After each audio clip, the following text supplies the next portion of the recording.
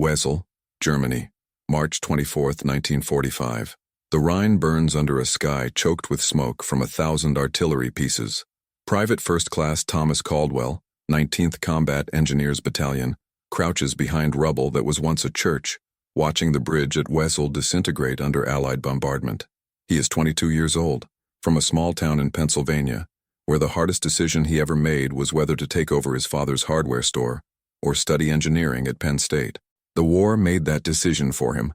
Now he watches German soldiers retreat across the collapsing bridge, knowing that somewhere in the chaos of this dying city are thousands of civilians trapped between Allied advance and Wehrmacht desperation. The rules of engagement are clear. Secure the bridge, clear resistance, move forward. Don't stop. Don't deviate. Don't get involved with civilians. But in 18 minutes, Thomas Caldwell will break every one of those rules. He will pull a young German nurse from a cellar where she has been treating wounded soldiers and civilians for 3 days without sleep. He will give her his canteen of water, his emergency rations, and a promise written on a scrap of paper torn from a letter his mother sent. 22 years later, that promise will bring them together in a church in Philadelphia, where the hardware store boy and the German nurse will finally marry. The strategic context of the Rhine crossing was brutally simple. It was the last major natural barrier protecting the German heartland.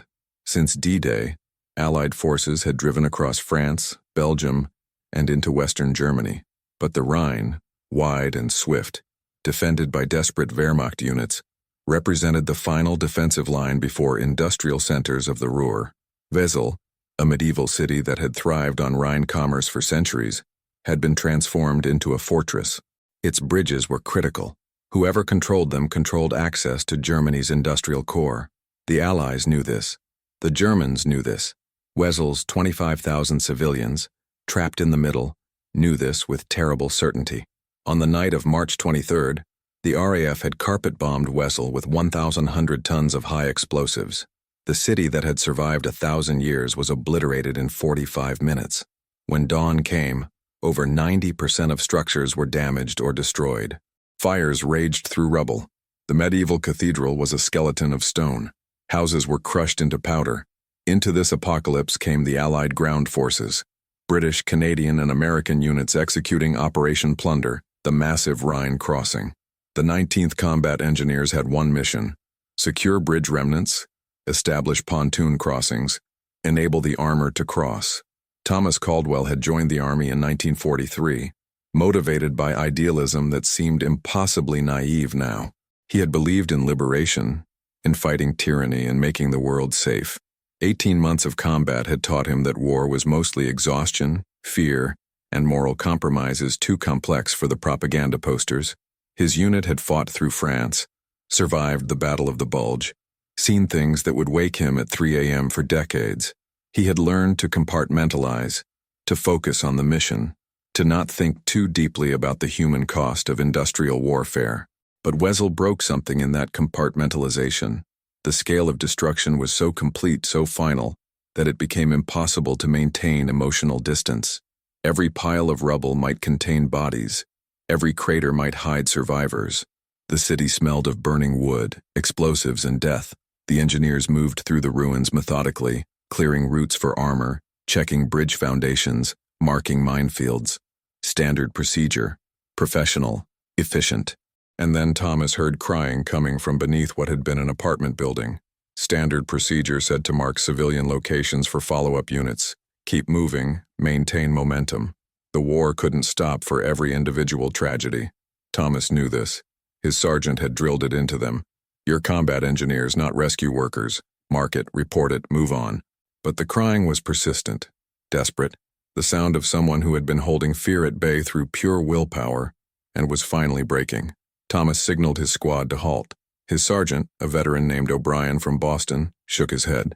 Caldwell, we have orders. Bridge assessment in 30 minutes.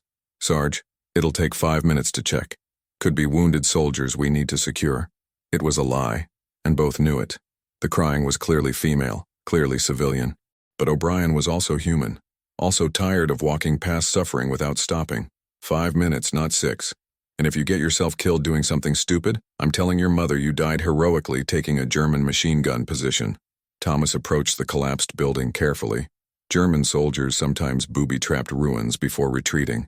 He called out in his terrible high school German, Ich bin Amerikaner. Nicht schießen. I am American. Don't shoot. The crying stopped. Silence for 10 seconds. Then a voice, female, young, speaking careful English with a strong accent. Please, I have wounded here. They need help. Thomas cleared rubble from what had been a cellar entrance. Inside, illuminated by a single oil lamp, he saw what had been an improvised aid station. On makeshift cots lay 6 people. 3 German soldiers, 1 in Wehrmacht uniform, 2 in civilian clothes that were probably deserters, and 3 civilians, an elderly man, a woman, and a child of perhaps 8. Standing in the middle of this scene of suffering was a young woman in a nurse's uniform so stained with blood that its original color was unidentifiable. She was perhaps 25, with blonde hair tied back severely, eyes that had seen too much, and hands that trembled from exhaustion as she held bandages. I am Nurse Margaret Hoffman, she said in precise English. These people cannot be moved. The soldiers are too wounded. The civilians, the old man has internal injuries from the bombing. Please. Do you have medical supplies? Water? Thomas looked at her and made a decision that would determine the course of 2 lives for the next quarter century. Thomas called for O'Brien, who assessed the situation with professional detachment that masked whatever he felt personally. The German soldiers were technically POWs requiring processing. The civilians were technically non-combatants requiring evacuation to refugee centers. The nurse was technically, what exactly? A military medical worker? A civilian? An enemy? An ally in the universal cause of keeping people alive? This complicates things, O'Brien said finally.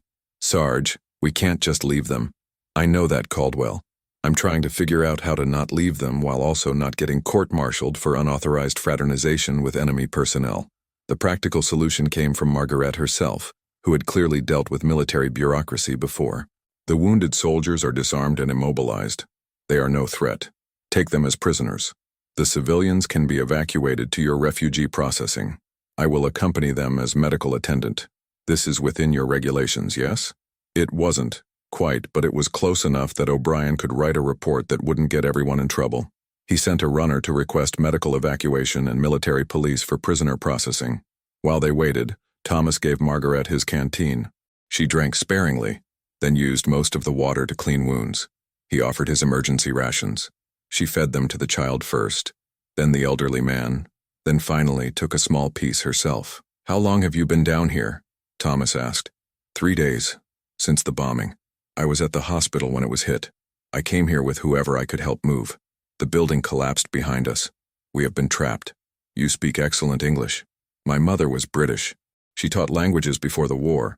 She is dead now. The bombing. It was stated flatly, emotionlessly.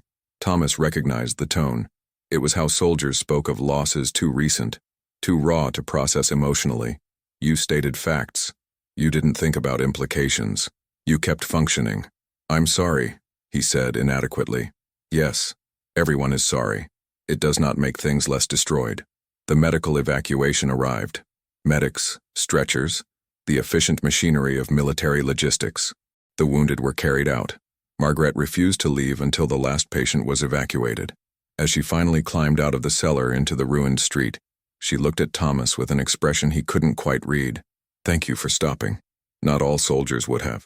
Not all nurses would have stayed with wounded enemy soldiers during bombardment.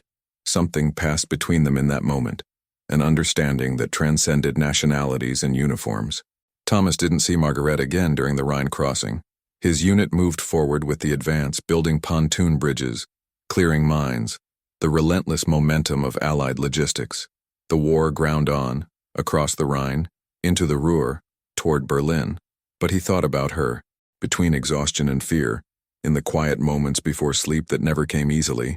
He wondered if she had survived the evacuation, where she had ended up, if she blamed him for being part of the force that had destroyed her city. The psychological complexity bothered him. He had been raised to think in clear moral categories, right and wrong, good and evil, us and them. The war was just. Hitler was tyranny. Liberation was necessary. These were truths he had never questioned. But Margaret didn't fit the categories. She had been helping wounded German soldiers but also civilians. She spoke English because her mother was British, making her half the enemy and half, what? An ally who happened to be born in the wrong place? She had stayed in a collapsing cellar during bombardment to care for people who couldn't be moved, showing courage that deserved recognition, but would never receive it because it was exercised on the wrong side. Thomas tried to discuss these thoughts with O'Brien one night while they dug foxholes near Essen. "You're thinking too much, Caldwell," the sergeant said, not unkindly. "War makes things complicated. People are people regardless of which uniform they wear or which flag they salute. You did the right thing pulling her out, that's all that matters. But we destroyed her city, killed her mother. We're the ones who made her need rescuing in the first place. We're also the ones who are going to end this war so cities stop getting destroyed. It's messy and it's terrible, and in 30 years we'll all have nightmares about it. But it's necessary. You can hold both truths at once. That war is horror, and that this particular war needed to be fought." It was philosophy more sophisticated than Thomas expected from a Boston mechanic, but the war had made philosophers of many men who had been simple before it. Thomas wrote his thoughts in letters to his mother, who wrote back with her own wisdom. "War forces impossible choices. Grace is doing your best with those choices, then living with the consequences." He tucked one of her letters in his pocket, thinking someday he might understand what she meant. May 8, 1945, Victory in Europe Day. The war in Europe ended not with dramatic battle but with bureaucratic signatures and exhausted relief. Thomas's unit was stationed near Frankfurt, processing equipment, preparing for possible redeployment to the Pacific Theater. The mood was celebratory but subdued. Too many men had died. Too many cities were destroyed. Victory felt less like triumph and more like survival. Thomas received orders to assist with refugee processing at a displaced persons camp near Würzburg. The camp housed thousands: former forced laborers, concentration camp survivors, German civilians displaced by the fighting, people from a dozen nations trying to figure out where to go in a Europe that had been rearranged by war. He didn't expect to find Margaret. Germany had millions of displaced persons. The odds were astronomical. But on the third day, while helping organize medical supplies, he saw her across a crowded processing tent. She was thinner than he remembered, wearing a clean but worn nurse's uniform, her hair still tied back severely, talking with a doctor about supply allocations. For a moment, Thomas wasn't sure if he should approach. What would he say? "Hello, remember me from the day we destroyed your city?"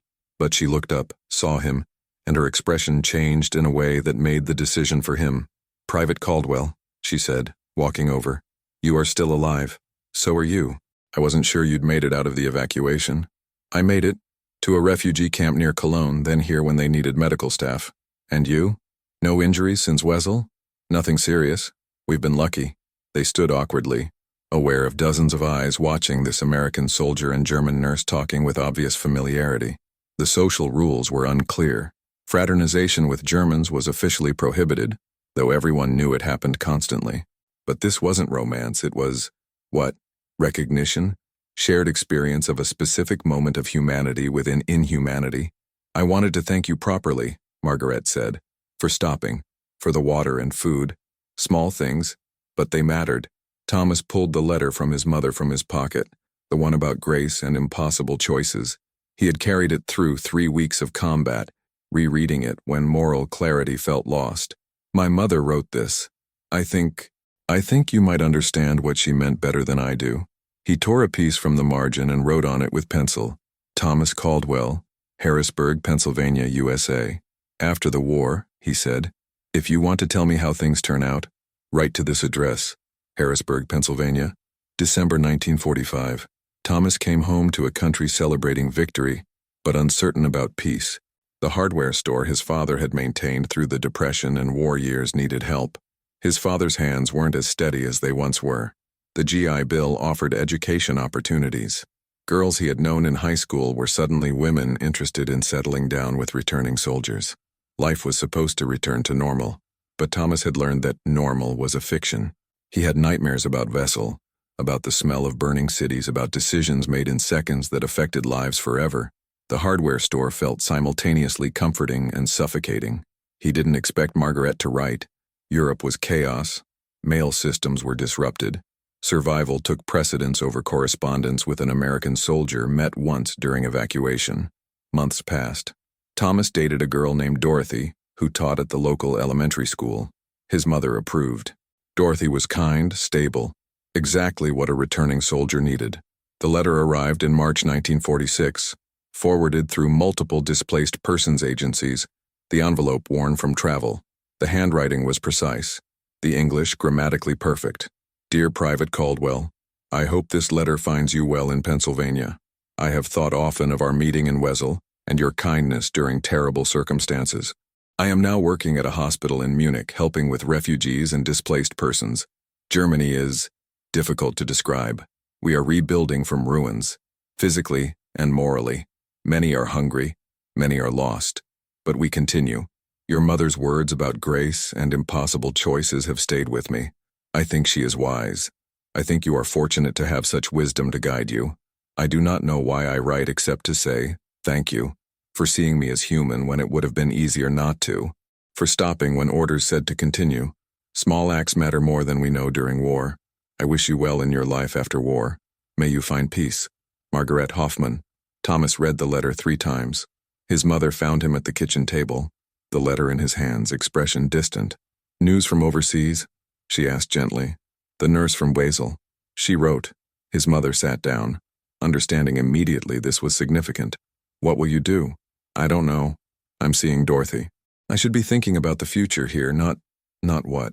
Not wondering about someone I met for 30 minutes during a war. His mother smiled. Grace works in both directions, Thomas. Maybe you need to figure out what your heart is telling you before you make decisions your head thinks are sensible. Thomas and Margaret's correspondence began tentatively. Letters exchanged every few months, careful and formal. They wrote about rebuilding. Thomas described helping his father modernize the hardware store. Margaret described the enormous task of treating malnourished refugees and survivors. But gradually, the letters became more personal. Thomas wrote about nightmares, about the cognitive dissonance of celebrating victory while remembering the cost. Margaret wrote about the complicated guilt of being German, of being collectively responsible for horrors she personally opposed, but didn't actively resist. They were writing about things they couldn't discuss with others. Thomas's friends from high school didn't want to hear about moral complexity. They wanted heroic stories. Margaret's colleagues in Munich were focused on survival, not philosophical reflection. In September 1947, Thomas broke up with Dorothy. She deserved someone whose attention wasn't divided between Pennsylvania and Germany, between the present and an unresolved past. She took it gracefully, perhaps understanding more than Thomas articulated. In his next letter to Margaret, he wrote something he hadn't quite intended. I think about Wesel often. Not just the destruction, but the moment you looked up from that cellar with such determination to keep people alive despite everything falling apart. I've met many people since coming home, but none with that kind of strength. I don't know what I'm saying exactly, except that I'm glad you wrote. And I hope you keep writing. Margaret's response came 2 months later. Your letter made me cry, which is embarrassing to admit. I do not cry easily anymore. But you see me in ways others do not. Most people here see either a nurse, useful, or a German, complicated by collective guilt. You saw a person trying to do something right in impossible circumstances. This matters more than I can express. I must be honest. I think of you more than is perhaps wise for someone who met you once during war. But honesty seems important between us. Thomas showed the letter to his mother, who read it carefully before speaking. You're in love with her. I barely know her. You know her in the ways that matter. You've seen each other in extremity. That reveals character more than years of casual acquaintance. The question is, what are you going to do about it? Thomas had no answer yet, but for the first time since coming home, he felt like he understood what peace might actually mean. Spring, 1950. The world settles into new configurations. Post-war Europe was stabilizing. The Marshall Plan was rebuilding infrastructure. Germany was split between East and West, the Cold War imposing new divisions over old ruins.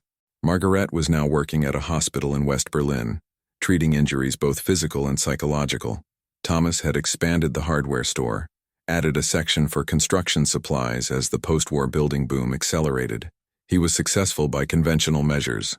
Good income, respected in the community, active in the local chamber of commerce. But their letters continued, now more frequent, more intimate. They shared books they were reading, thoughts about politics, observations about how war changed people permanently. Thomas sent care packages with coffee, chocolate, nylon stockings, items still scarce in Germany.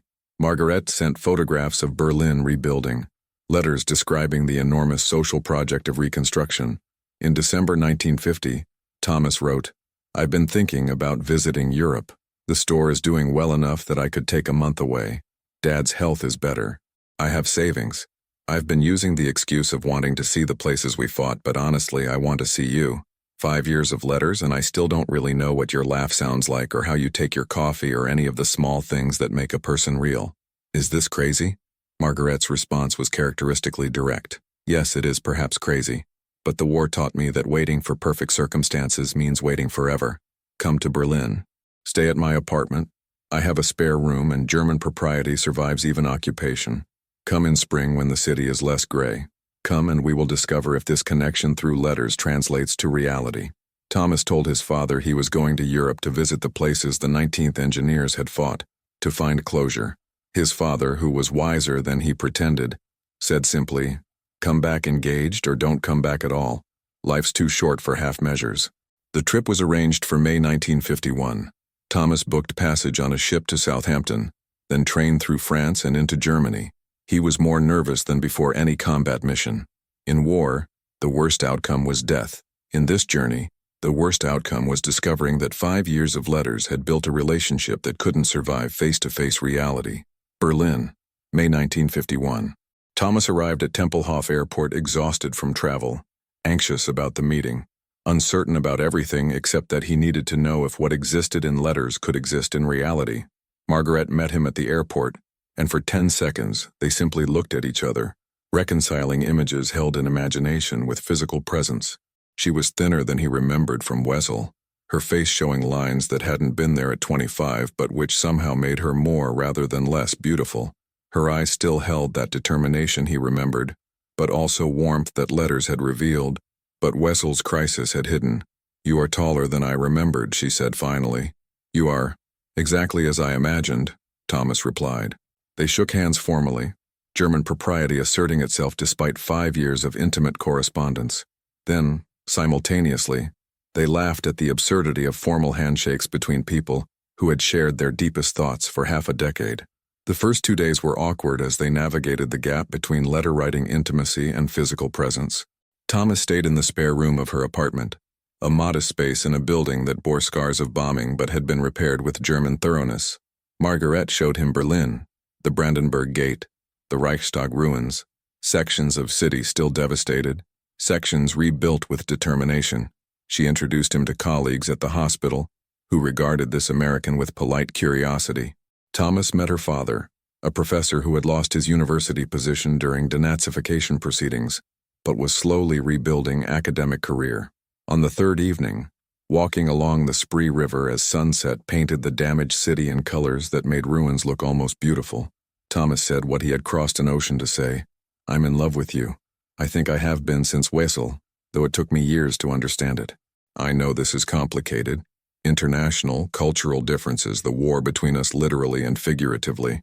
But I need you to know that I came here because 5 years of letters convinced me that you are the person I want to build a life with. If you feel differently, I'll understand, but I had to say it." Margaret stopped walking, turned to face him fully. "I have been in love with you since the second letter you wrote, the one where you admitted having nightmares and asked if I thought soldiers could be forgiven for following orders that destroyed cities. You were vulnerable and honest in ways German men are not taught to be. Yes, Thomas, my answer is yes. But saying yes was simpler than navigating the bureaucratic, social, and emotional complexity of an international marriage between former enemies. The next year was consumed by logistics, immigration paperwork, cultural negotiations, family dynamics, the simple practical question of where they would live. Thomas wanted Margaret to come to Pennsylvania, but she was reluctant to leave Germany during its reconstruction. "My country destroyed so much," she said. "I feel obligation to help rebuild, not to abandon it for comfortable life in America." Thomas understood. He proposed a compromise. They would marry in Germany, live in Berlin for 2 years while Margaret fulfilled her sense of obligation, then move to Pennsylvania. It required Thomas to effectively pause his life in America, to trust that the hardware store could survive his extended absence. His father supported the plan. His mother did too, though she pointed out the obvious. You're choosing a hard path, Thomas. International marriages are difficult even without the history you two carry. People will judge. Both Germans and Americans will have opinions. She was right. When Thomas applied for marriage authorization from the U.S. Army, still required for military personnel marrying German nationals, even ex-soldiers, he faced skeptical questioning. When Margaret told colleagues she was marrying an American, some responded with congratulations, others with barely concealed accusations of opportunism or betrayal. The broader social context was complicated. It was 1952, and marriages between American soldiers and German women were common but controversial. Some were love matches like Thomas and Margaret. Others were transactional, German women seeking escape from poverty, American men seeking compliant wives. The distinction was often invisible to outsiders. One evening, at a gathering of Margaret's medical colleagues, a doctor named Klaus, who had served on the Eastern Front, asked Thomas directly, "Why would you want to marry a German, after what our country did?" It was challenge and genuine question simultaneously. Thomas answered carefully, "I don't love Germany or hate Germany. I love Margaret. She's not responsible for what her government did any more than I'm responsible for every decision my government made. We're two people who found each other in the worst circumstances and discovered something worth building on. That's all." Klaus nodded slowly. "That is perhaps the most honest answer possible. I apologize for the question's bluntness." "No apology needed. The questions are legitimate, the history is real, we're not pretending otherwise." It was the approach they would take for the next 15 years. Acknowledge complexity, refuse easy narratives, build relationship on honesty about past while choosing future together. Berlin, September 1953. Thomas and Margaret married in a small ceremony at a Protestant church in Charlottenburg.